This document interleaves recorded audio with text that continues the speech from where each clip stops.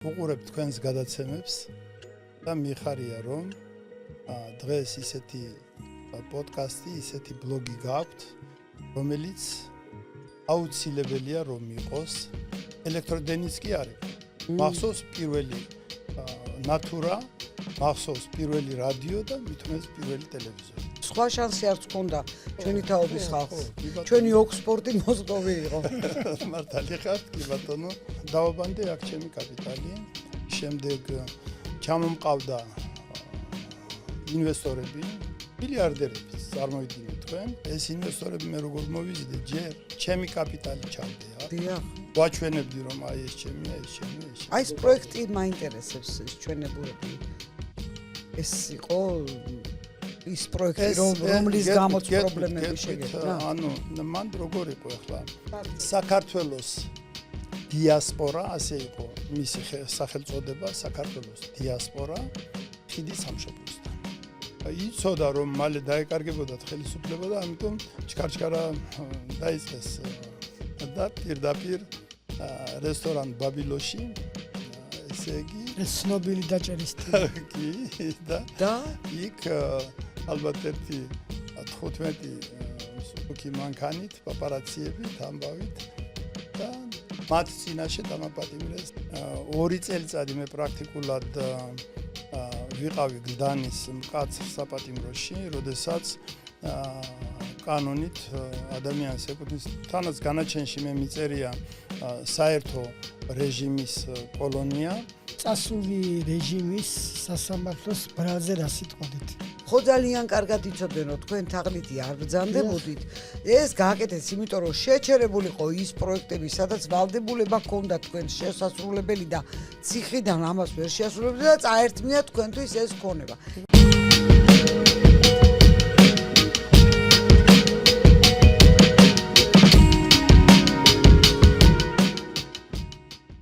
მოგესალმებით პატივცემულო მსმენელებო და მაყურებლებო. გავიდა კიდევ ერთი კვირა და ჩვენი მომდევნო ეპიზოდი, როგორც დაგკვირდით, ისევ თქვენს წინაშეა. ჩვენ მაქსიმალური ძალისხმევა გამოვიჩინეთ საიმისოდ, რომ არ გაჩერდეს ჩვენი პოდკასტი, თქვენი მოპოვებული ნდობა გვინდა რომ გავამართლოთ და თქვენ მარტო არ დაგტოვოთ ზაფხულის ცხელ დღეებში, იმიტომ რომ ვიცით რომ ზაფხული ეგრეთ წოდებული მკვდარი სეზონია, საიმისოდ რომ რაიმე მოვისმინოთ, პრობლემებზე ვისაუბროთ, თუმცა ადამიანები, რომელსაც ეს აინტერესებთ, ასეთი თემები, საფიქრალი თემები, ერთგვარ შიმშილს განიცდიან ხოლმე იმის გამო, რომ არაფერი არ ხდება რეალურად, არც პოლიტიკურ ველზე, რაც ჩვენი სივრცე არ არის, რა თქმა უნდა, და არც საქმიანი საუბრები არ ჩანს ხოლმე თვალსაჩინოში, მაგრამ ჩვენ მიგვაჩნია, რომ საქმეზე ლაპარაკის დრო არის ყოველთვის და დასვენების დროსაც მათ შორის, ასე რომ დაიწყო ჩვენი ზაფხულის სეზონი. და გვინდა კიდევ ერთხელ გთხოვოთ თქვენი აქტივობა უფრო მეტი იყოს, ჩვენი ერთგულება იმით გამოვხატეთ, რომ ჩვენ წყვეტა არ გვექნება ზაფხულში, თქვენი ერთგულება კი შეგეძლოთ იმით გამოვხატოთ, რომ მოიწონოთ ჩვენი ვიდეოები, ერთმანეთს გაუზიაროთ, მოკლე ვიდეოები იქნება თუ ვრცელი სიუჟეტები, ვამბოთ ერთმანეთს ამის შესახებ და უფრო მეტ ადამიანს მივცეთ შესაძლებლობა მოისმინოს ის, რაზედაც ჩვენ ამ კომფორტულ ლისი პოდკასტ სტუდიაში ვსაუბრობთ. დღეს ყავს ძალიან საინტერესო და ძალიან პატივსაცემი ბატონი სტუმარი, ეს გახლავთ ბესარიონ ხვინთელიანი. სვანი კაცი, თავისი ბუნებით სვანი ადამიანი, არავის ახლა არც ვაკნინებ და არც გავაღმერთებ, მაგრამ ყველამ ვიცით მთის ხალხი როგორი ერთგულებით გამოირჩევიან, როგორი გაბედულები არიან და სწორედ ესეთი ცხოვრება გაიარა ბატონმა ბესარიონმა, რომის შესახებაც ის თავად გვიამბობს. მანამდე მინდა გითხრათ, რომ ის გახლავთ ეკონომიკის მეცნიერებათა დოქტორი და პროფესორი, ასევე საერთაშორისო სამართლის სპეციალისტი. ესე იგი, თუ რამე შეიძლებოდა სწავლა და განათლება მიეღო ბატონ ბესარიონს, ეს ყველაფერი უკვე გაკეთებული აქვს თავის ცხოვრების მანძილზე. და საქმიანი ადამიანია, რომელსაც ჰქონდა ძალიან კარგი გეგმები, ძალიან ისეთი მართლა ყველასთვის მისაბაძი გეგმები, რომელსაც განხორციელების შემთხვევაში ყველასთვის სიკეთის მოტანა შეეძლო, მხოლოდ რომ არა რეჟიმი, რომ არა ის დრო, რა დროსაც სიკეთისთვის ადამიანებს მადლობას არავინ ეუბნებოდა პირიქით. მოგესალმებით ბატონო ბესარიონ. მე ვიცი რომ ძალიან ბევრი და საინტერესო რამ გაქვთ მოსაყოლი ჩვენთვის და ჩვენთვის ეს ცნობილი გახდა მას შემდეგ რაც ჩვენს ერთ-ერთ ეპიზოდში ერთ-ერთი ბიზნესმენის ისტორია მოვყევით, ყავდა სტუმრად ბატონი შოთა მამნიაშვილი, რომელიც სამართლიანობის აღდგენას დღემდე მოელის და ეგრეთ წოდებული დეპარტამენტი არის დაშვებული ხარვეზების გამოსწორების დეპარტამენტი მიმართა და დღემდე უშედეგოა ეს მცდელობა და თქვენც როგორც ვიცი რაღაც გადაკვეთა გაქვთ ამ დეპარტამენტთან და აქედან გამომდინარე ჩვენც დავინტერესდით თქვენი ისტორიით და გისმენთ. აი როგორ რა მოხდა, რა საქმიანობდით ვიდრე თქვენ აღმოჩნდებოდით გლდანის ციხეში. მოგესალმებით გული და სულით. უყურებ თქვენს გადაცემებს და მიხარია რომ დღეს ისეთი პოდკასტი, ისეთი ბლოგი გაქვთ, რომელიც აუცილებელია რომ იყოს. ვიტყოდი ცოტათი ეგრეთ დაგვიანებულია, მაგრამ ჯობს გვიან ვიდრე არასდროს. მადლობა. და ძალიან საჭირო და საინტერესო გადაცემებს აკეთებთ. მადლობა. მე ვარ ორმაგი მოქალაქე. დიახ. საქართველოს რუსეთი, აფხაზეთიდან, აფხაზეთში დაბადებული სოხუმში. სკოლა დავამთავრე და იმის შემდეგ, როგორც ვთქვათ, ერთი ქვეყანა იყო, წავედი, მივიღე განათლება მოსკოვში. სხვა შანსი არც ჰქონდა ჩვენი თაობის ხალხს. კი ბატონო. ჩვენი ოქსფორდი მოსკოვი იყო. მართალი ხართ, კი ბატონო.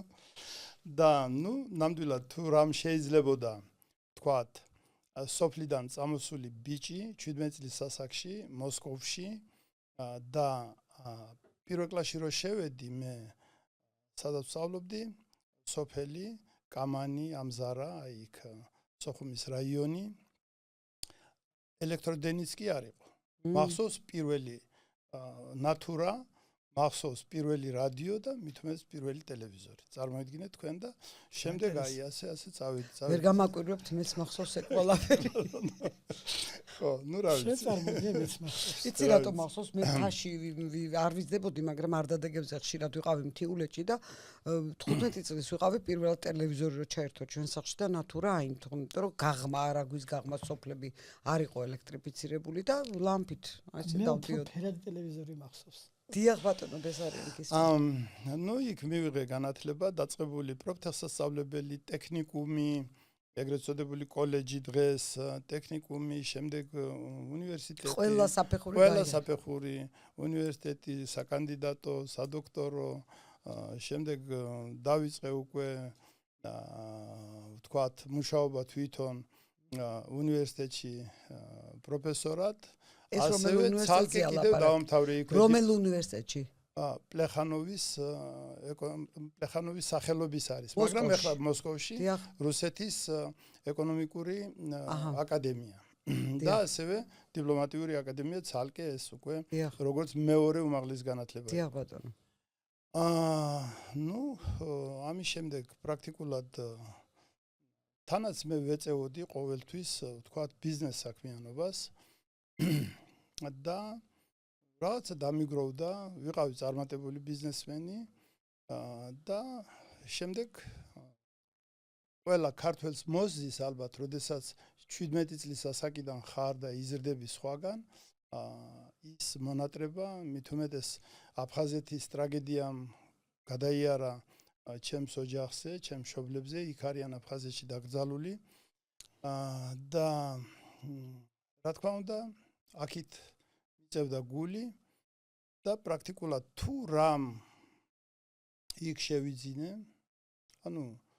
კიდევ ამბობ, წარმატებული ბიზნესმენი ვიყავი და დავიწყე აქით დაბანდება ჩემი კაპიტალის ჩამომყავდა ინვესტორები, როდესაც უკვე ეს მოხდა უმეტესწილად, როდესაც ახალი ხელისუფლება მოვიდა, რომელიც მოუხმობდა, მოდითო. ხო, მოდითო და მეც ასე წამოვედი, რა თქმა უნდა, ავყევი, ვთქვათ, ამ მუხტს, როდესაც საქართველოს უნდა გამხდარიყო აბსოლუტურად დამოუკიდებელი, თუმცა აბსოლუტურად არც ერთი ქვეყანა არა დამოუკიდებელი, მაგრამ ჩვენთვის საბჭოთა კავშირის ხალხისთვის ეს ნიშნავდა, რომ დიდ ბენეფიტს და დიდ საქმეს.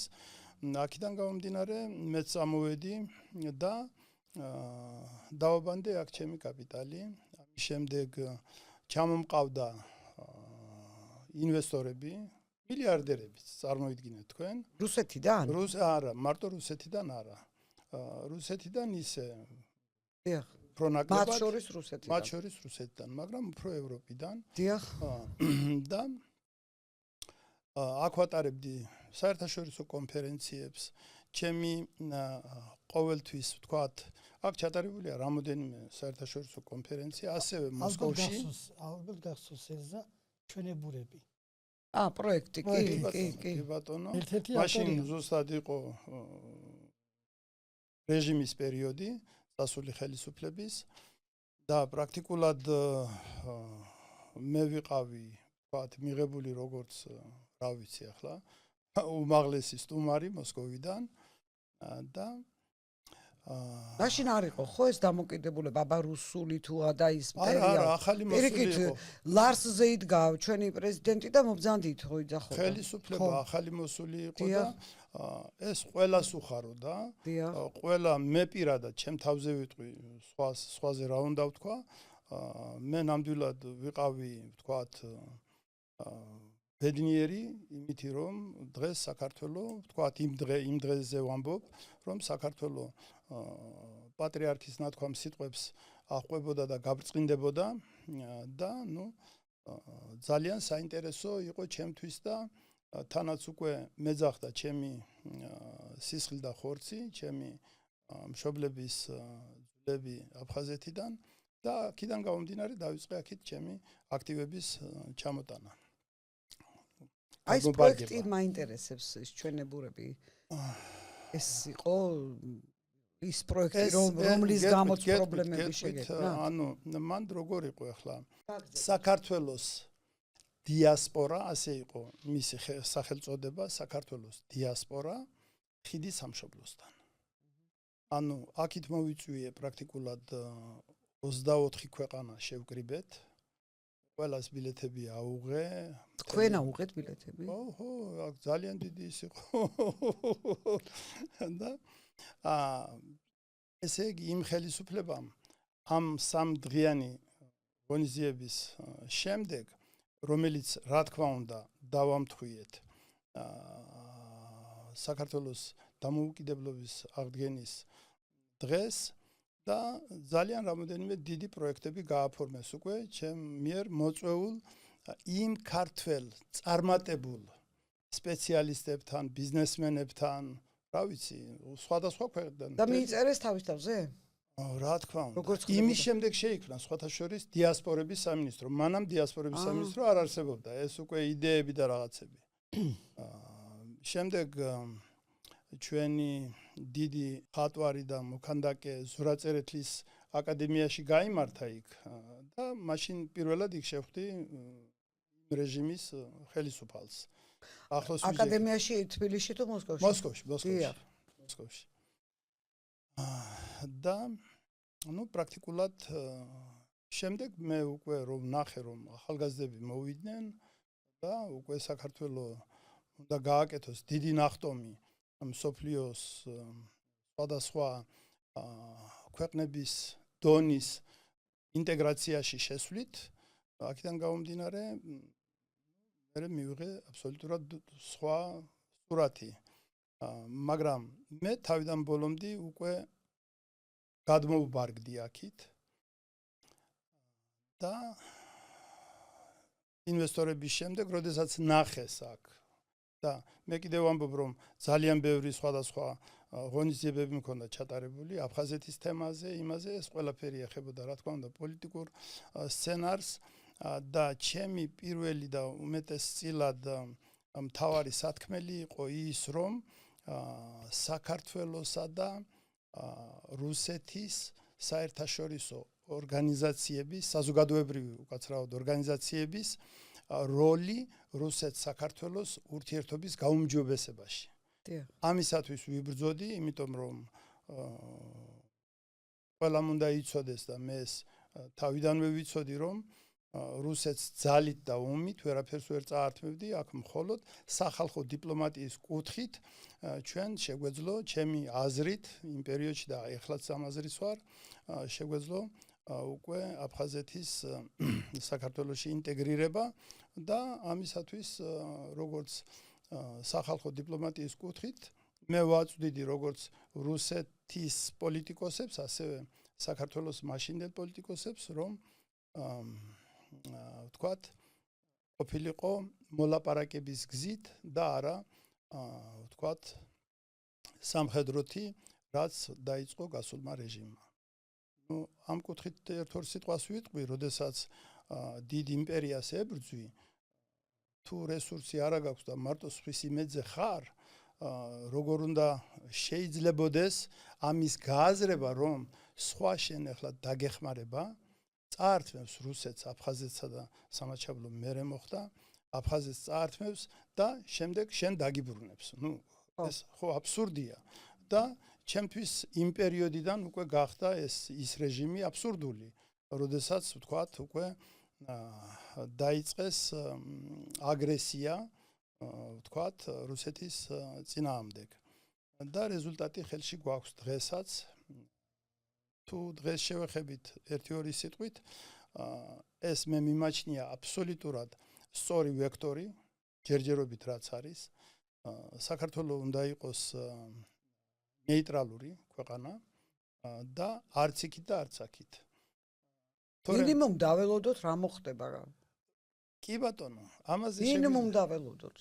ხო და ეს არის დღევანდელი ლოდინი. ამ დროს საქართველოს არის ისე თუ ასე უსაფრთხო ქვეყანა და ამ უსაფრთხო ქვეყანაში ჩამოდიან, ინვესტიციებს დებენ, ამბავი. ეხლა დღეს მაგალითად რაღაცა ინვესტიცია რო შემოდის საქართველოში და რაღაცა დიდი სამბით ხდება ჩვენ მთავრობა და მართალიც არის, მაგრამ მე მილიარდერები მყავდა ჩამოყვანილი და რა იქნა ეს ხალხი? აი 60 კაციანი ბანკეტი მქონდა და მაშინ იყო ზუსტად 750 მილიონი დოლარის ინვესტიცია უკვე ხელი მოვაწერეთ მემორანდუმს. შევქმნით უკვე შეპესე, ისინი მე მენდობოდნენ ამაში და ჩადებულიყო ეს ფული. შეპესე შექმნით და ამ შეპესეს ბალანსზე დაჯდა ეს თანხა? არა, არ დაჯდა, კაცო, ჯერ უბრალოდ ეს შეიქმნა, ჩვენ მოვილაპარაკეთ და პრაქტიკულად შემდეგ ბანკეტზე მეორე დღეს ეს უნდა აღვენიშნა 60 კაციანი ბანკეტი იყო. 1.8 სტუმარი ყავდა, მათ შორის 3 მილიარდერი, დანარჩენი მილიონერები, ხო და ყარტა-ყურტა მილიონერები, ხო? კი ბატონო. და პირდაპირ რესტორან ბაბილოში, ესე იგი, ეს ცნობილი დაჭერის კი და იქ ალბათ ერთი 15 მსუბუქი მანქანით, პაპარაციებით, ამბავით და მათ წინაშე დამაპატიმრეს და ესე იგი რომელი წელია? ეს არის 2009 წელი. ომი გადატანილია უკვე. კი, ომი გადატანილია. ხო, ეს კი ბატონო. ეს კი ომის მიუხედავად, ანუ 2009 წლის ომი რო იყო, ამის მიუხედავად თქვენ ამბობთ, რომ დაარწმუნეთ კიდევ ხალხი, რომ აქ შეიძლებოდა ინვესტიციები ჩადება და ამ ხალხის თვალწინ დაგიჭირეს. აბსოლუტურად. ბრალდება? თაღლითობა? 114 კი ბატონო. თაღლითობა. და ამ თქვენმა ინვესტორებმა იფიქრეს, ვისთან გონია საქმე თაღლითი ყოფილაო? ნახეთ ახლა ეს ინვესტორები მე როგორ მოვიზიდე, ჯერ ჩემი კაპიტალი ჩავდე აქ. დიახ. ვაჩვენებდი რომ აი ეს ჩემია, ეს ჩემია, ეს ჩემია. რას აკეთებდით ამ კაპიტალით? ამ კაპიტალით ერთი პლატოზე ახლაც გაჩერებული ისა მაქვს მშენებარე, ბუტიკ სასტუმრო, რომელიც ისტორიულ ადგილზე არის, აშენებულია იმ პერიოდში, რა თქმა უნდა, ეს სხვათა შორის საპარლამენტო ქალბატონ წულუკიანის კომისიაზე ვიყავი, გამოვედი და იქ ვთქვი, რომ ამიტომა რომ მე ეს კარგად დამიმტკიცეს პროექტი, ყველანაირად ამბავი, რომ ამეშენებინა და რაღაცა, მაგრამ შემდეგ ეტყობა უკვე უფროსობამ იცოდა, რომ მალე დაეკარგებოდათ ხელისუფლება და ამიტომ ჩქარჩქარა დაიწყეს. გაგიჩერდათ მშენებლობა? გააჩერეთ მშენებლობა? არა, მე მშენებლობა მიმდინარეობდა, როდესაც დამიჭირეს იმ და შემდეგ გაჩერდა. ხო და ანუ პრაქტიკულად დასანგრევი იქნება ახლა ეს შენობა. ექსპერტიზა. იმიტომ რომ მიტოვებული მშენებლობა. დღეს მერია მეუბნება რომ დაძველდაო ეს პროექტიო და როგორ შეიძლება დაძველდეს პროექტი? არა, ყველანაირად შეთანხმებული იყო. მიტოვებული რომ ამ შენებლობა და გადახურული არ არის, ის მერე ექსპერტიზა არის ჩასატარებელი, რამდენად გრადია, ყველაფერი კარგია, მაგრამ ის ისტორიული კომისია მეუბნება, თუ რა ქვია იმ კომისიას, მეუბნება რომ უნდა შეამციროთო პროექტი მოცულობა. მოცულობა. შენობის მოცულობა. ის უკვე ნახევარზე მეტი აშენებული არ, კინობეტონის კონსტრუქცია იქ დგას, როგორ უნდა შეამცირო. პროექტი იყო ამისათვის კანონით ვიცი, რომ მე მეკუთვნის ჯარიმა, იმისათვის რომ მე ვერ დავიცავი. კი ბატონო და ლეგალიზაციაში მოყვება. მაგრამ ამ დროს მე ვიჯექი იქ თანაცმერე პოლიტპატიმრის სტატუსით გამოვედი ამბავი, მაგრამ მე მზად ვარ დღესაც რომ გადავიხადო თქვათ ის ჯარიმა და ლეგალიზაციაში გაუშვათ ისეთი რომ მაგრამ ეხლა დაკონსერვებულია და მე არ ვიცი ეხლა მეტი სამჯერ მიმართე, სამჯერ ვარ იმითხრეს და ამიტომ ეს ერთი ობიექტია მხოლოდ არა ეს ერთი ობიექტი არა ასევე მე შევისყიდე აუქციონზე ქობულეთის პარკი პერიოდში ეს შეძლო აჭარის პარკი რო არის პირდაპირ პარკი ნაძვები და ეს რო დიახ ქობულეთის პარკი იყიდეთ თქვენ ხო აუქციონზე შევიძინე და შემდეგ უნდა დამეფარა მე მთლიანად ეს თანხა ჯერ აუქციონის ფული შემდეგ იქ 10% რამე ვალდებულება მოყვებოდა რო აგეშენებინათ აქ რამე თუ უბრალოდ არა უკვე მე მქონდა ესკიზები ჩაბარებული იქ უნდა ყოფილიყო მარინა პარკი უნდა გაკეთებულიყო იქ უნდა ყოფილიყო ერთი 37 ეს ჯერჯერობით შეთანხმებული არ იყო მაგრამ ესკიზურ პროექტს გაეცნო უკვე აჭარის მთავრობა იმ პერიოდის და იქ უნდა აშენებულიყო პრაქტიკულად ამ პარკში უნდა აშენებულიყო მაღლივი ასეთი თანამედროვე შენობა და მის ინვესტორები მყავდა ის ალბათ ჯდებოდა სადღაც 350 მილიონი თავისი მარინა პარკით და ნუ ეს რა თქმა უნდა შემდეგ ჩავამერთო. სხვათა შორის მინდა გითხრათ. აუქციონზე შეძენილი ქონება ჩამოგერთვათ? მაგრამ მე არ მქონდა გადახდილი სრული თანხა. ნაწილი გადავიხადა. აშკარად და მაგრამ ამას ხელი შეუშალათ თუმა დაპატიმრება. რა თქმა უნდა. კი ბატონო, ეს მეორე. სხვათა შორის იქ შემდეგ მუნიციპალიტეტმა მომმართა რომ აი ჩვენ თუ შეიძლება პალმებიც რაღაცა და 100 პალმა გვინდაო ქობულეთში ჩავრგათო და შემდეგ ამ 100 პალმის ფულიც გადავიხადე და ეს 100 პალმა თუ ქსმენიათ შემდეგ ბათუმის ბულვარზე ჩარგეს მან ეს პალმებია ჩემი ნაყიდი პალმები ასე რომ ეს ორი კიდევ ყველაზე დიდი პრაქტიკულად ეჭვი მაკრო კიდე იქნება რასაც ყველაზე დიდი რაც იყო ჩემი ეს იყო ცხენისწყლის ხეობაში ლენტეხის რაიონი ბოლო სოფელი ზესხო იქ მქონდა 20 წლიანი აღებული წინა უკვე ხელისუფლებიდან შევარდნაძის პერიოდში ზესხოს საბადო რომელიც თავის დროზე იყო დამუშავებული უკვე საბჭოთა კავშირის დროს რას მოიპოვებდა? ეს იყო პიროტინი და სპილენძი. ანუ ეს, მაგრამ სადაც ეს პიროტინი სპილენძი არის, იმას შემდეგ ოქროს საბადოც ქვია. მოყვება. კი, მოყვება, რა თქმა უნდა. იქ ბევრ რამე მოყვება მე. მე ახლა გეოლოგიურ და ის იქ ვისწავლე უკვე ეს ახალი ეს საბადო აუქციონზე გამოიტანეს თუ როგორ შეიძინეთ? არა, იმ პერიოდში ეს აუქციონი არ ყოფილა, მაშინ იყო დეპარტამენტი, პრაქტიკულად დღეს უკვე სამინისტრო განაგებს ამას, იყო დეპარტამენტი და მე უბრალოდ შევიტანე შენატანი ამ დეპარტამენტში და მომეცა გამეკეთებინა ბიზნეს გეგმა, ეს მოიწონეს პირველი A კლასის ბიზნეს გეგმა იყო. ეს იყო როგორც ადგილობრივი ინვესტიცია ქონების მართვის დეპარტამენტის სახელმწიფო თვითონ ვერ უვლიდა და შეძლებულ ადამიანს ეუბნებოდა მოდი მოუარი ამასო. წარმოიდგინეთ თქვენ რომ საბჭოთა კავშირის პერიოდში მან დახარჯული იყო 1 მილიარდ 500 მილიონი რუბლი საბჭოთა რუბლი. ეს ის პერიოდია, როდესაც 1 დოლარი 1 რუბლი ღირდა 72 თუ 74 ცენტი დოლარის. აი ეს რუბლი უფრო ძლიერი იყო. რუბლი უფრო ძლიერი იყო. წარმოიდგინეთ ახლა თქვენ ეს მილიარდ ალბათ 600-700 მილიონი დოლარის ღირებულება იქ მთაში პირდაპირ შესული იყო მაღარო თავისი რკინიგზით პირდაპირ კილომეტრ-ნახევარი და 12 აი ასეთი გვერდული შტოლნები ყავდა. ეხლა შეება ეს საბადო.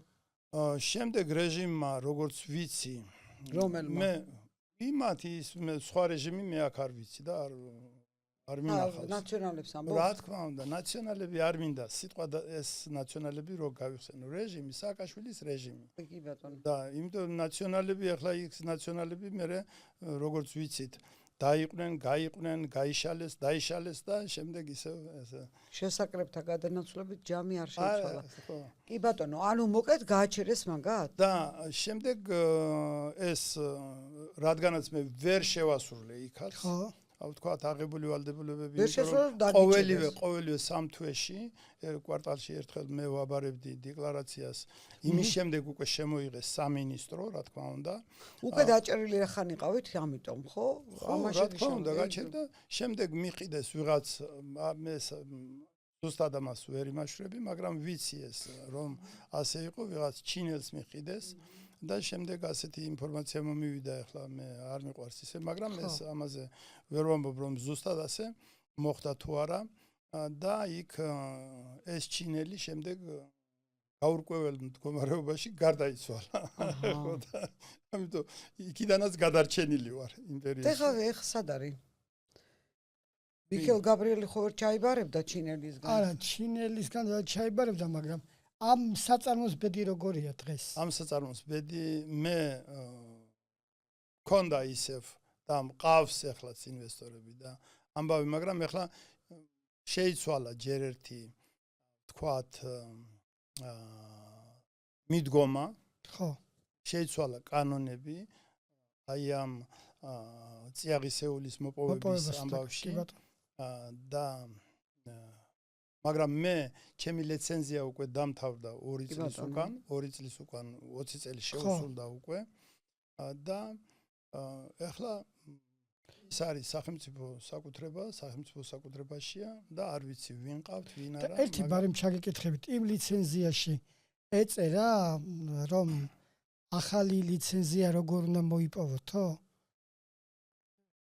თუ ეწერა იმ ლიცენზიაში არაფერი იმ ლიცენზიაში ეწერა როგორ უნდა მართო და არა როგორ დავშვა დასრულების შემთხვევაში როგორ უნდა გაგრძელებულიყო ლიცენზია რა პირობებით და ასე შემდეგ იმ ლიცენზიაში მე მქონდა 20 წლით წიაღისეულის მოპოვების უფლება მაგრამ 20 წლის მერე რა იქნება მაგას წინასწარ ხო რა თქმა უნდა ვინ ჩაგიწერს ამას მაგრამ მე მქონდა სხვათა შორის ეხლა გამახსენდა ხო მე მქონდა შეღავათიანი პირობები ძნელი და სამუშაოებელი იქით კავკასიის ქედი იქით უკვე რუსეთის ტერიტორია ამბავი და მისადგომი ძალიან ძიმე და რაღაცა იქ უნდა აშენებო სხვათა შორის საბჭოთა კავშირის პერიოდში იქ პატარა ქალაქი უნდა აშენებულიყო ქალაქი ანუ სადაც ეხლა ეს თქვენ რომ ბძანეთ კავკასიის ქედიო და აქედან მე იქით გადიხარ რუსეთში იქიდან ხო არ მოადგა რუსეთი და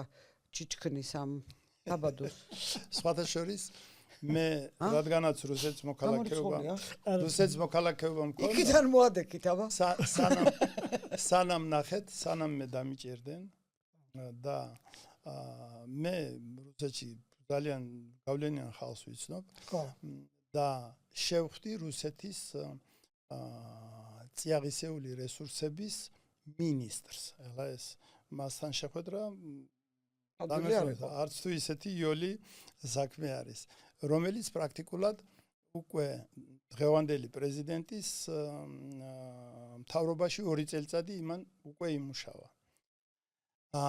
და მან დროს შემხედა ესე და მითხრა მაღალი კაცი იყო თავი ჩემო ზემოდან დამხედა ასე მე Виссарион Гурьелович вы ведь будущий грузинский олигарх მე ვთხარი და რა იცოდა მან რომ თქვენი ხავით მომავალი პატიმარი ეხლა კარგი არა სანამ გადავიდეთ მაგ თემაზე მე მაინც კიდე მინდა კითხოთ Виссарион მე კარგად ვიცი ხელში მაგ წიაღის მოპოვების საკითხებით და მაინტერესებს უბრალოდ თუ მიმართეთ იგი სამინისტროს ბუნებრივი რესურსების სამინისტროს და ძველი პირობებიდან გამომდინარე კვლავ მოგეპოვებინათ რაიმე უფლება.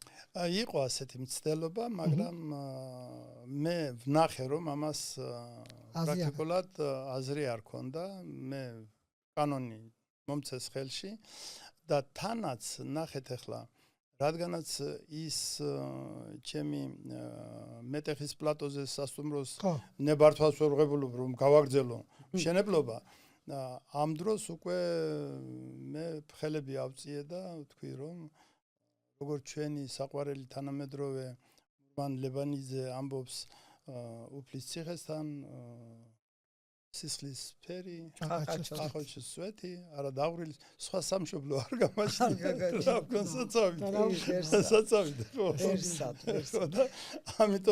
ამიტომ გავჩერდი ნელა-ნელა. ეხლა მივადგეთ იმას. დაგავატიმრეს ის ბანკეტი ჩაიშალა ბუნებრივია, თუ გააგრძელეს კეიფი. არა, იქ ახლა მე რა ვიცი, მე ისე დამადეს ბორკილები ერთ ხელში სისხლი მდიოდა, ისე მომიჭირეს, მაგრად და როგორც ვიცი თქვენ ძმაში შეეშალეთ და ეს არის ასეთი თანაც ნახეთ თქვენ ძმას დაადეთ ერთი საინტერესო თქვენს ნაცვლად აბა რომ მე მოვედი ინვესტორებთან ერთად 2 ჯიპი მომყავს ესენი მთელი ამბავი ხვალ უკვე უნდა მთავრობიდან ვინ ყავდათ დაპატიჟებული მთავრობიდან ყავდა მაშინდელი წყალტუბოს რწმუნებული პრეზიდენტის რწმუნებული არ მინდა ახლა სახელი გვარი გავიმეორო ეს არ არის ჩემ სტილში ხო და მან სხვათა შორის მე მითხრა ცუდი რამევა არ დაგემართოსო გააფრთხილე მაგრამ მე აზრი არ ვიყავი რომ უნდა დამემართოს ცუდი რამე ამ ხელა ინვესტორები შემომყავს და მას გულმა გაუგო არა ის უკვე იყო ინფორმირებული რა თქმა უნდა უკვე მე მწყემსავდნენ დიდი ხანია ეთქობა აბარა ეს შემთხვევით არაფერი არ მომხდარა შემდეგ მათმა ძალოვნებმა თქვა თუ საფრთხებამ თუ ვინ იქ მოაღწიეს ჩემთან იქ სააქციო საზოგადოება მაქვს მოსკოვში და იქ მოაღწიეს და იქ უკვე პრაქტიკულად იქაც ანექსია უნდა მოეხდინათ და რაღაცა მაგრამ იქ ვერ შეძლეს იმიტომ რომ ეხლა იქ ჩემი აწყობილი იყო ყველაფერი და იქ მიცნობს მე დღესაც უმაღლესი ვთქვათ პიროვნებები რომელიც არიან დღესაც ხელისუფლებაში რაღაცა და მე მიმართე და რა არის მეთქი ეს და ხელათვე დაალაგეს სიტუაცია ანუ მე როდესაც უკვე პატიმრობაში ვიყავი რუსი გენერალური დირექტორი მყავდა მე და მე ვარ დამფუძნებელი ხო და ამ დროს პრაქტიკულად მას უნდა მოეწერა და უნდა გაეყალბებინათ ჩემი ხელმოწერა და აქედან შემდეგ რო წაიღებდნენ და წამართმევდნენ ყველაფერს უკვე იქაც იმას გაინაწილებდნენ ეთყობა იქით აქით და აქედან გამომდინარე უკვე დავჭებოდი ტრიალ მინდორში. კარგი, ეს გეგმა იყო და მე მითხრეს. აქ როგორი შეხედულებებიც არსებობს იმის მიხედვით, თქვენ ახლა აქ აგენტი ხართ რუსეთის. აი ეგრე აღიქვავს ზოგიერთი ჭყუამოკლე. ესე იგი წარმოუდგენელი არის. აი ადამიანი გეუბნება, გიყვება, დაიბადა ისეთ დროს, როდესაც არ იყო შანსი არანაირი მარს შეიძლება გეფიქრა გაფრენაზე, ვიდრე შენ წასულიყავი და ოქსფორდში გესწავლათ უნდაც და კემბრიჯში. ერთადერთი საშუალება წარმატებული ნიჭიერი ადამიანის იყოს თუ წავიდოდა ისწავლიდა მოსკოვში. ეგრეთ წოდებულ ლენინგრადში, მაშინ ლენინგრადი ერქვა, პეტერბურგი. ხო, მერე წამოვიდა ესე ეგრეთ წოდებული ასეთივე გამოთქმა ბანდიტსკი პეტერბურგი, ეს მოკლეს როლა, გაცრჩება, გამორჩევა და ესე იგი ამ საქართველოსმა ხო ყველას უნდა აჯობონ რა ბანდიტსკი პეტერბურგი, აი ბანდიტსკი აქ იყო თუ იყო, ხო? და ეხლა რა გამოვიდა თქვენი საუბრიდან, რომ აქ მოახერხეს ყოველგვარი კანონის თავზე გადახტომით წაგართვეს რაღაცა და აღარაფერი დაგიტოვეთ. რუსეთში ვერ მოახერხეს ეს. ნუ იქ მაინც ნახეთ ახლა. და გვემუქრებიან მურმანსკშიო თუ ჩელიაბინსკში გაიღვიძებთო. იქ რანაირად მოხერხდა შენახვა მაგ რუსული სიტყვა არის ეს ბესპრიდელ. კი ბატონო, ეს ბესპრიდელი იმ პერიოდში რუსეთში იყო, მაგრამ მათზე ზემოთ რა თქმა უნდა იდგა ხელისუფლება და შემდეგ ხელისუფლებამ დაალაგა ეხლა იქ ამ კუთხით. ანუ მე იქ იმდენი ხანი ვიცხოვრე და როგორც ეხლა აი ამ ომიანობის პერიოდში ასეთი შეკრული დღეს ნებისმიერი რუსეთში ნაციონალობა რუსი იქნება, ტატარი იქნება, კავკასიელები იქნებიან, მუსლიმანები, ქრისტიანები, ყველა ასეთი ერთობა მე არ მინახია არასდროს. ეხლა რომ არის რუსეთში. ეს სასწავლი რაღაცა. ამ მომაქნა ეს და ეს კონსოლიდაცია მოხდა? აბსოლუტური, სრული კონსოლიდაცია მოხდა, რაც უნდა პრაქტიკულად საშური საქმე არის, რომ ვთქვათ, ჩვენთან ეს ხო ეხლა შეუძლებელი არის ეს პატარა ერი. კარგი, ბატონო ბესარიონ, ეს ძალიან შორს წაგვიყვანს ახლა ღმერთმა ყველას ხელი მოუმართოს თავის გზაზე და ყველა ქვეყანას შვიდობა მისცეს ყველას ღმერთმა და ომი არსად არ იყოს და ჩვენც კარგად ვიყოთ რა, მოკლედ ჩვენ ეს გვინდა. ეხლა რა მაინტერესებს? აი კიდე გავყვეთეთ, ჩვენ მაინც ადვოკატის ხმა ქვია ამ პოდკასტ ჩვენი საუბრის თემა მაინც უფრო სამართლად თალთან მიახლოებული. აი შეხვედით გავიგეთ წაგართვეს ეს ყველაფერი და მიგიყვანეს და გაიღოთ ციხის კარები და აღმოჩნდით ციხეში. აი ეს თქვენი გაოგნება რითი გაგრძელდა? გაოგნება ეს იყო, რომ პირდაპირ სადისერტაციო საბჭოს, უნივერსიტეტის სადისერტაციო საბჭოს წევრი ვიყავი უკვე. პროფესორი. აქ თბილისში? არა, აქ არა. დიახ. აქ არ მიმუშავია, არ მიმსახურია. ხოლო და აი რა ჩამოვიტანი ინვესტიციები და მინდოდა აქ ფეხი ამეკიდა და რაღაცა სხვათა შორის აქვე ჩამოაყალიბე მე იმ პერიოდში უკვე გამიჩნდა პრეტენზიები არ ვიყავი იმ რეჟიმის საკაშვილის რეჟიმის ურმოჭრილი მონა და მომხრე მით უმეტეს და მე დავაარსე უკვე პოლიტიკური პარტია საქართველოს და დიასპორა. ანუ საქართველოს საზღვრებს გარეთ მიახლოებით ერთი ალბათ 8-9 მილიონი ქართველი უნდა ცხოვრობდეს. ეხლა? ნუ მე მხედველობაში მაქვს რა თქმა უნდა თურქეთი და ირანიც. ესენი ჩვენი ქართველი. და ეს ბოლო დროს გასული ემიგრანტები? და ბოლო კი ერთად შეკრებილი ამდა ეს ვინ მე გეტყვით ახლა ზუსტად ვერ გეტყვით ციფრს, მაგრამ ეს ასე არის. ამაზე მე ვმუშაობდი. 25 წელიწადი მე ვიყავი პრაქტიკულად რუსეთში ფონდ კრედო საზოგადოებრივი ორგანიზაცია დიასპორების ხელშემწყობი ფონდი კრედო საერთაშორისო იყო ეს და ეს მე გავხსენი პრაქტიკულად იმ გულის ტკივილით, როდესაც აფხაზეთიდან ბევრი ლტოლვილი გადმოიხვეწა რუსეთში, უმეტესწილად მოსკოვში და ამ დროს რა თქმა უნდა ყოველივე ასეთი ადამიანი თქვათ დევნილი, ლტოლვილი დაღუპული ხალხი იქ ამბავი, ანუ როდესაც ადამიანი განიცდის ყველაზე უფრო მწვავე და მტკივნეულ ყველაფერი რო დაკარგა. ზოგმა შვილები დაკარგა, ზოგმა მშობლები დაკარგა, რა თქმა უნდა, ქონება, შეძენილი და თვითონ მხარე, რომელიც ეხლა არის სამშობლო, ხო? ის აფხაზეთი ჩემი სამშობლოა. იქ დავიბადე, ჩემი მშობლები და იქ ხო და ამან განაპირობა ის, რომ მე შემექმნა საზოგადოებრივი ორგანიზაცია საერთაშორისო დიასპორების ხელშემწყობი ფონდი კრედო 25 წელიწადი ვემსახურე მე ქართულ დიასპორას. ამიტომ ატარებდი იქ რაც პირველად თქვი თავიდან სხვადასხვა დონის კონფერენციებს საერთაშორისო და ჩემი პირველი მიზანი და სათქმელი იყო საზოგადოებრივი დიპლომატიური სახალხო დიპლომატიური კუთხით გველაპარაკა ხო რუსებთან, საზოგადოებასთან, პოლიტიკოსებთან და ასევე საქართველოშიც და აქაც რამოდენიმე მერიოდშია ის რომ თქვენ ახსენეთ საქართველოს და დიასპორა ხიდი სამშობლოსთან ასევე აქ მეტეხის იმაში აფხაზეთის თემატიკაზე და მთელი ამ ტელეხიდებიც ეწყობოდა რაღაც მიმახსოვს. კი ბატონო, აფხაზეთის მთავრობამ ძალიან კარგად იცის, მე ჩამომქონდა აქით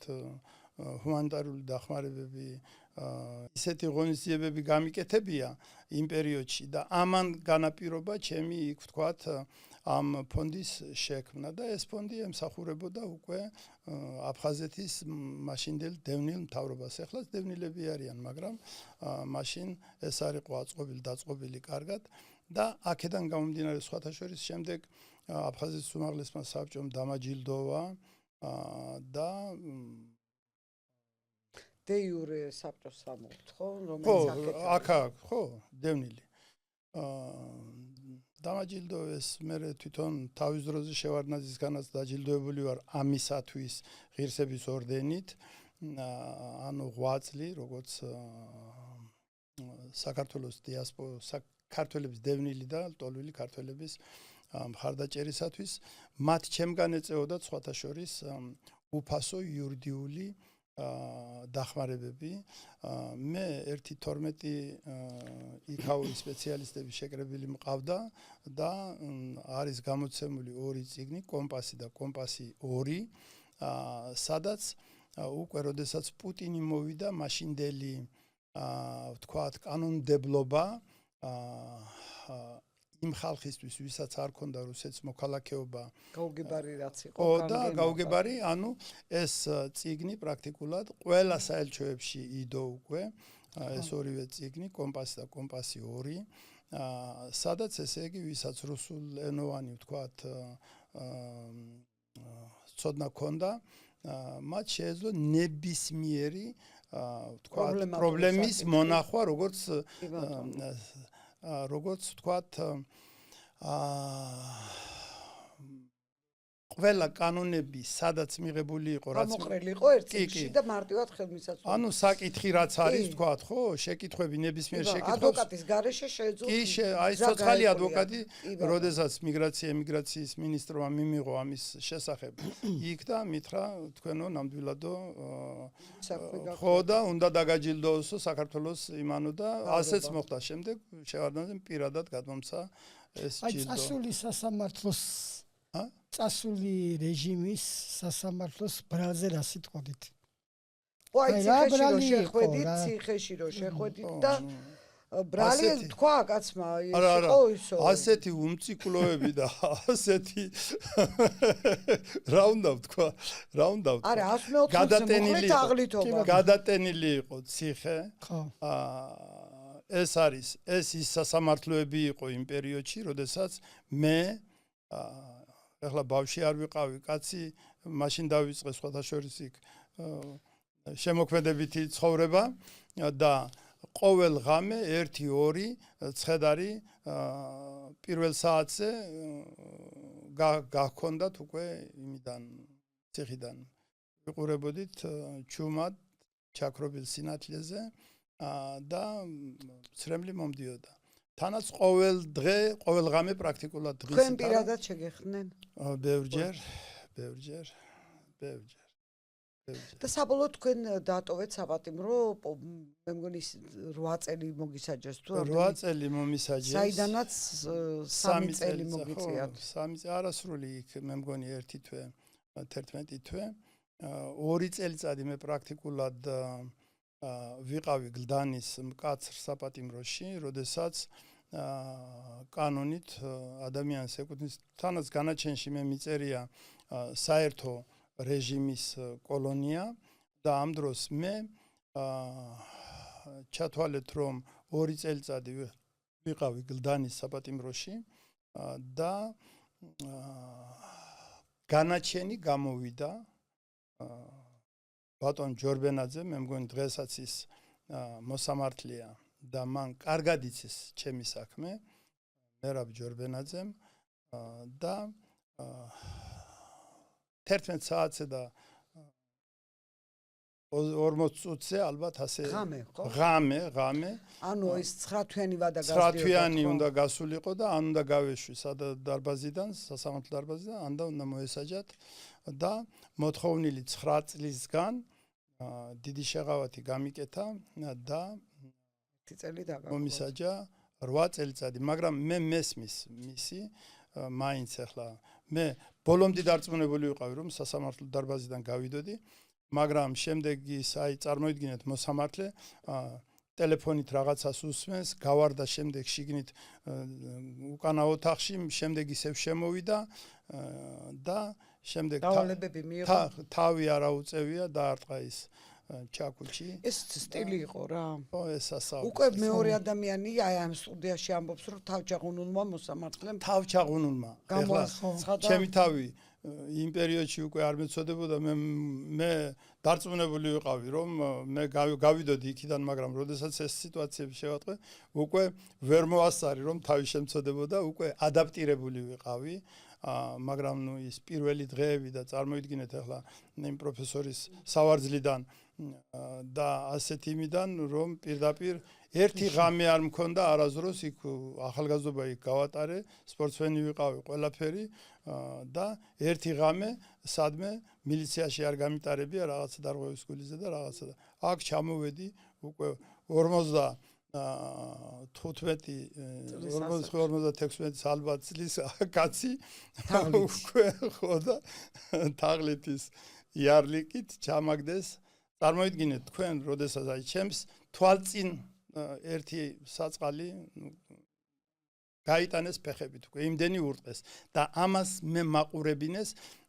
საცალფეხო პატარა საკნიდან მეტროზე და გისოსები ეს ამას თქვენ უყურებდით ალბათ იმიტომ რომ თქვენ მაგალითი ყოფილიყო თქვენთვის და ხელი მოგეწერათ აღიარებით ჩვენ რა თქმა უნდა ვაწერეთ აღიარებ არა ხო 5 მილიონს თხოვდნენ კიდევ კიდევ როგორც საპროცესოში შემდეგ ეგრეთ წოდებული უკვე ციხისენა ვისწავლე ქსივას უძახიან ხო და გამოვში ქსივა 1 ლარიც არა საპროცესო გარიგებისთვის ხო და ანუ აცნობეთ მოსახლეობას რო გავაგებინოთ გამოვში ქსივა ანუ თქვენ აცნობეთ რომ არც ერთ ლარსაც არ გადავიხდით არც ერთ ლარს ანუ დადეკეთ ერთ-ერთ ციგში ეს წერია შემდეგ ჩემზე რუსთავში იქ ერთმა პროფესორმა ჩემი მონაყოლით ციგნი შექმნა ბესარიონ ხვინთელიანი ძალიან ეხლაც იგი პროფესორია აფხაზეთის უნივერსიტეტში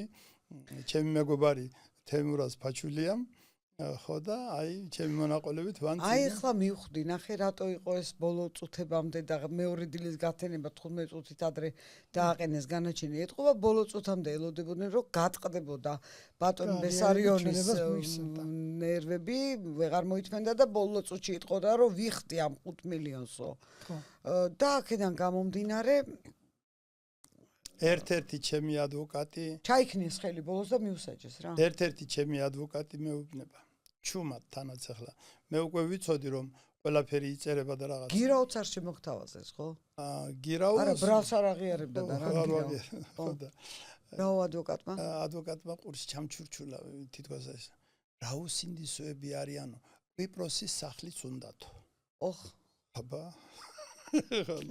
სიტუაციები ანუ მოხარშული სამლი არ უნდა თო ვერ ხარი ბარემ არ აღიარებ ბარემ კი ბატონო მოხარშული წაბლიც წაიღეს და ბევრი რამე სხვაც წაიღეს ცხოვრებიდან რამდენი სამი წელი ცოტა არ არის წამებაში იქედან გამომყვა მოციმციმე არითმია სხვადასხვის ორი კვირის უკან გავიკეთე უკვე გულის ოპერაცია ხო და ნუ ეხლა უკვე მე როგორც ვიცი ბატონო ბესარიონ გათავისუფლების შემდეგ როცა დაბრუნდით კვიპროსში წახვედით კვიპროსში რამდენიმე წელი აქეთ საერთოდ გამოხედვაც აღარ გინდოდათ ისე დღეში ისევ ჩემი საყვარელი თანამედროვე პოეტი სხვა სამშობლო არ გამაჩნია რა ვქნა აფხაზეთი წამართვეს ჩამომართვეს ანუ რაც იქ მოხდა ესე იგი ამას მხოლოდ მტერი გააკეთებდა რაც წინა რეჟიმის ხელისუფლების მიერ მოხდა ეხლა თლად იქით რო წავიდეთ თქვათ ხო როდესაც იქ მიიღეს დამოუკიდებლობა ამ დროს მათ უნდათ აფხაზებს იმ პერიოდში ფართო ავტონომიის მიღება კი და თანახმა იყვნენ ამაზე თანახმა იყვნენ და ეს როგორ გვაკადრესო და ჩვენმა დეპუტატებმა ცხვირაწეულებმა ადგნენ და დატოვეს პარლამენტი და დღეს ეს ფართო ავტონომია კონსტიტუციაში გვიწერია მაგრამ აღარ მოდიან გვიწერია იმიტომ რომ ისინი ახლა სხვა სტატუსში არიან რა თქმა უნდა მათი დამოუკიდებლობა ეს არავითარ დამოუკიდებლობას არ ნიშნავს მე ვიტყვი რომ საერთოდ ქვეყნების დამოუკიდებლობა ეს აბსოლუტური ილუზია არის მით უმეტეს დღევანდელ პროგრესულ მსოფლიოში დამოუკიდებელი არავინ არ არის ხომ ხედავთ ახლა ყველაფერი ყველაზე დამოუკიდებელი არის მაგრამ პატარა ქვეყნების ბედი არის ზუსტად ის რომ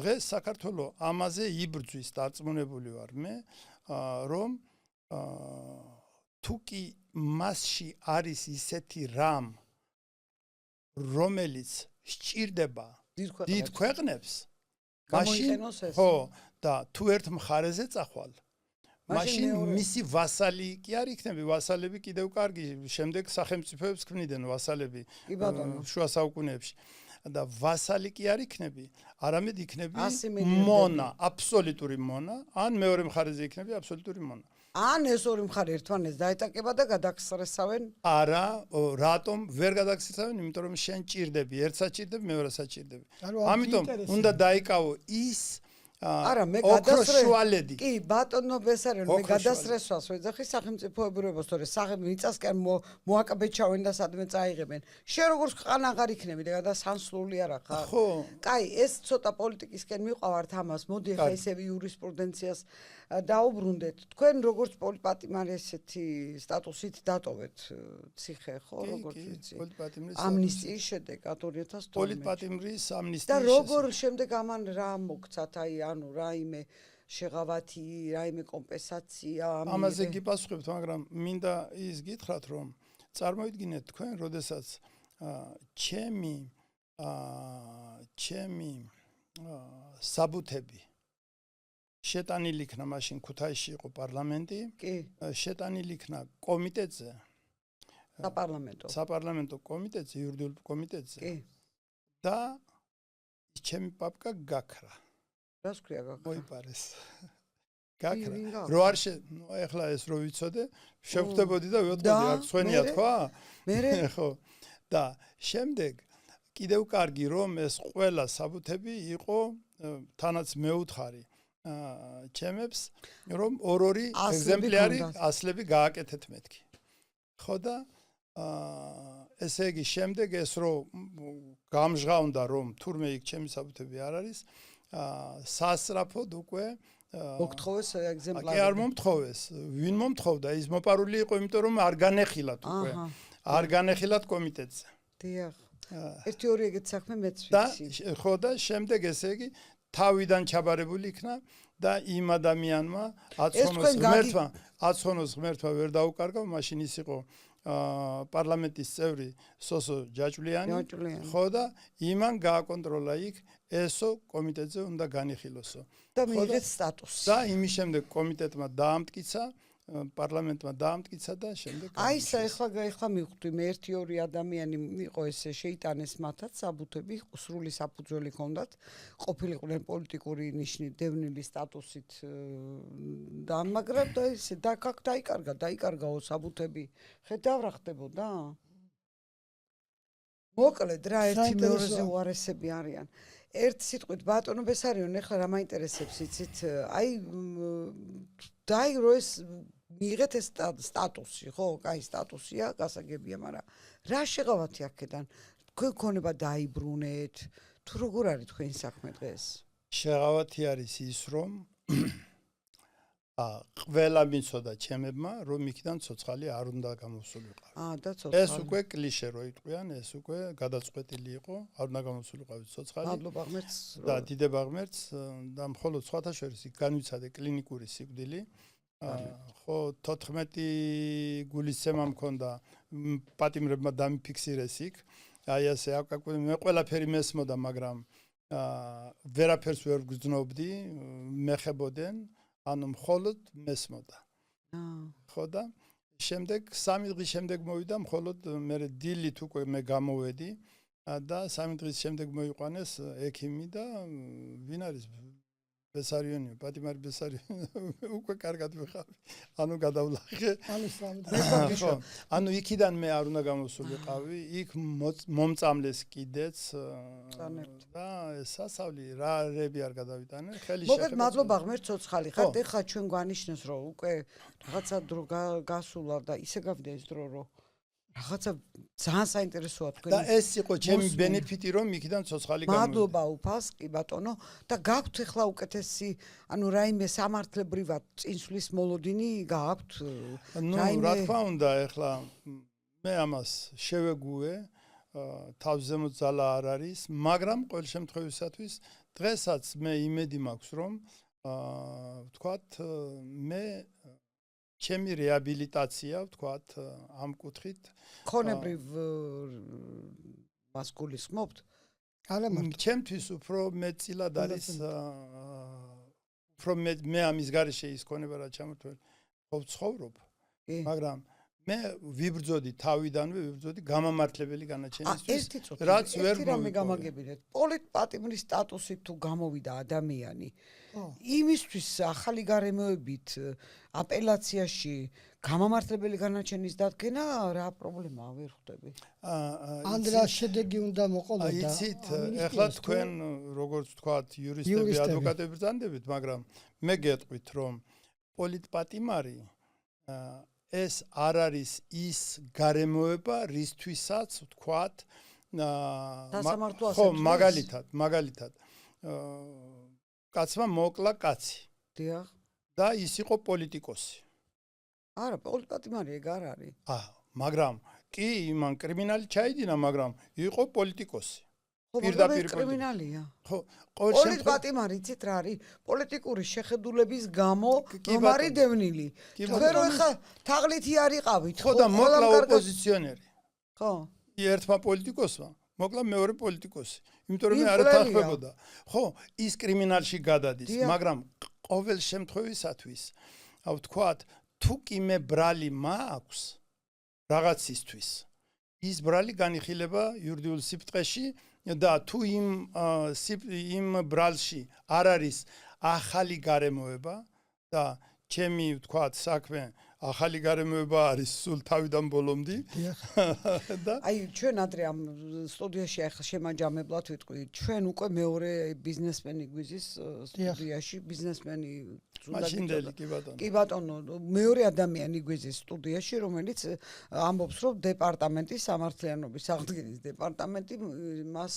ნება რომ უნდა საჭირო ახალი გარემოება იმ დროს როდესაც საქმის გულიანად და ესე იგი გულისყური წაკითხვა თვითონ საქმე გეუბნება რა არის ახალი გარემოება და გულისხმიერად უნდა წაიკითხონ მიმართული გაქვთ ასეთი დეპარტამენტისთვის თქვენ? კი ბატონო მე იმედი მაქვს სრული იმედი მაქვს რომ ეს იქნება გულისყურით წაკითხული და არა ხან ბატონო მესავე ჩვენ შევჩერდით იმედი მაქვს შევჩერდით მიხარია ელზას უნდა და იმის თქმა რომ თუ პოლიტიკური პატიმრის სტატუსით ხარ თქვენზე არ არის საუბარი საერთოდ ვამბობ პოლიტიკური სტატუსის მქონე მიზნებიდან გამომდინარე მიზანი უნდა ყოფილიყო პიროვნების შინაარსიდან გამომდინარე. მისი მიზნებიდან გამომდინარე, როდესაც მას არქმევა ამ სახელს, უკვე პიროვნებას აღარ უნდა ჭირდებოდეს ზედმეტი თავის ტკივილი რეაბილიტაციისათვის. ეს სხვა ცალკე თემა ანუ სამართლებრივ იურიდიულ სიფრთხეში ვერ დაგეთანხმება. მე თუ თაღლითი ვარ. ხო. რა შუაშია რომ მე გამიშვან ახლა გარეთ. თაღლითი ეს არის კრიმინალი. ხო და რა სათაღლითობა და სად პოლიტიკა? არა, ჯერ თაღლითი. არა, ნახეთ, ჯერ თაღლითი ვარ. სანამ ეს მიწერია, მე ვარ თაღლითი. რა ვქნა? ხო და არა, ხო და ამიტომ არამეს ვიცი, ღმერთის წინაშე არ ვარ. ბატონო ბესარიონ, ნახეთ ჩვენ რა ვთქვით უყურეთ, ჩვენ რა ვთქვით. დიახ. თქვენ რომ მოგაკერეს ეს თაღლითი სიარლიყი, ხო ძალიან კარგად იცოდნენ რომ თქვენ თაღლითი არ ბრძანდებოდით. ეს გააკეთეს, იმიტომ რომ შეჩერებულიყო ის პროექტები, სადაც ვალდებულება ჰქონდა თქვენ შესასრულებელი და ციხიდან ამას ვერ შეასრულებდით და წაერთმია თქვენთვის ეს ქონება. ეს იყო შესაძლებლობა იმისა, რომ ძალიან მარტივად თაღლითი დავიჭირე, რა, კანონის წინაშე მართალი ვარ, თაღლითი დავიჭირე, აგერ კანონი დავიცავი და ისე გავიდა 9 თვე 15 წუთი აკლდა, მაგრამ მაინც დაუდგინე განაჩენი.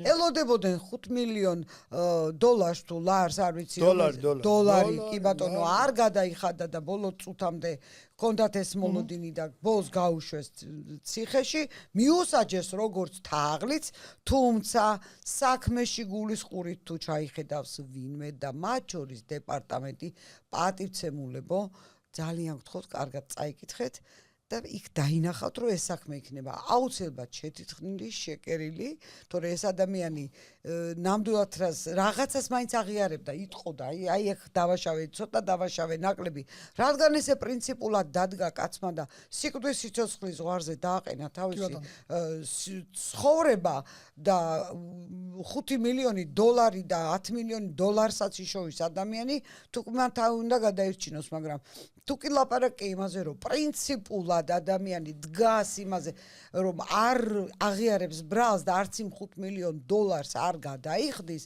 ეს უკვე ნიშნავს, რომ იმ ადამიანს უფრო ძვირად უღირს თავისი სიმართლე და მისი დამტკიცება.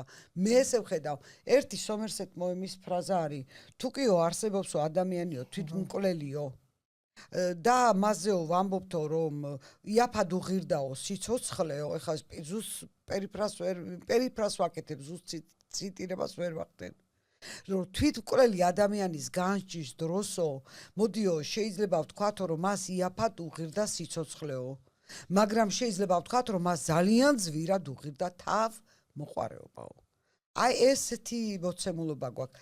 ბატონო ბესარიონ, დიდი მადლობა თქვენი საინტერესო სტუმრობისთვის. მე იმედს ვიტოვებ, რომ თუნდაც თქვენ იქნებით პირველი მერცხალი, ვინც მობრძანდება ამ სტუდიაში და გაგვახარებს, რომ სამართლიანობის აღდგენის დეპარტამენტმა აღადგინა სამართლიანობა და მე იმედი ვარ, რომ გესტუმრები და ამითი რომ რეაბილიტირებული ვიქნები. ძალიან გამეხარდება და ასევე მადლობა თქვენი შესანიშნავი წიგნებისთვის, რომელიც ციხეში დაგიწერიათ.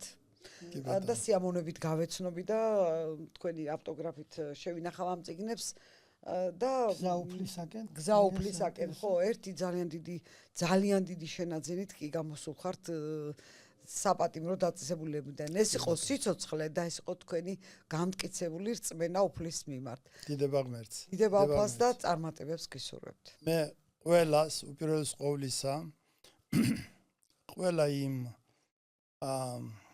წამებულ ხალხს, ვინც დატოვა ეს ქვეყანა და შეეწირა გასულ რეჟიმს, ყველას უსამძიმრებ მათ ახლობლებს, ვინც დღეს კიდევ არიან და ეძებენ სამართალს. ეხლა ჩემი რაღაცა ამ სამართლის დადგენაზე უფრო დიდი საქმეები აქვს საქართველოს, მაგრამ ეს მაინც შიდა საქმეა. ამითი არაფერი არავის არ გაუფუჭდება და მე ყველას იმ პატიმრებს, ვინც ელოდებიან, თქვათ, თავიანთ გამართლებას და რეაბილიტაციას, ღმერთი იყოს მათი შემწე და მოენახოთ თავიანთი სამართალი და ყველას უსურვებ, რომ ჩვენი საქართველო ნამდვილად გახდეს ის ხიდი, რაც დაწყებული იყო ძველი დროიდან, რუსეთის იმპერიიდან. ალექსანდრე მესამე იყო იმპერატორი, რომელმაც თავის დროზე დაიწყო გაყვანა ეგრეთ წოდებული ვაენა გრუზინსკაია დაროგა, რომელსაც ახლა ასე უწოდებენ და შემდეგ მას დაერქვა აბრეშუმის ხიდი და დღეს უკვე მას ქვია შუა დერეფანი და ეს შუა დერეფანი არის ზუსტად ის, რითაც საქართველო ისარგებლებს და ის ნამდვილად გაბრწყინდება და ამისათვის საჭირო არის, რომ საზოგადოებაც მოემზადოს, როგორც ძველები, ასევე ახლებიც, რომ ნამდვილად ჩამოვყალიბდეთ ერთ ერად, იმ ქართველ ერად, რომელიც ყოველთვის ომობდა დამოუკიდებლობისათვის, თავისი ედინტობისათვის, თავისი რელიგიისათვის და თავისი სრულყოფადობისათვის და მე ამას ვუსურვებ დღეს დღევანდელ ხელისუფლებას, დღევანდელ მაცხოვრებელს, ვინც ცხოვრობს საქართველოში და ვისაც უყვარს საქართველო. მადლობა ძალიან. გაიხარეთ, თქვენ დიდი მადლობა. თქვენ დიდი მადლობა. წარმატებები ბატონო. წარმატებები. გაიხარეთ.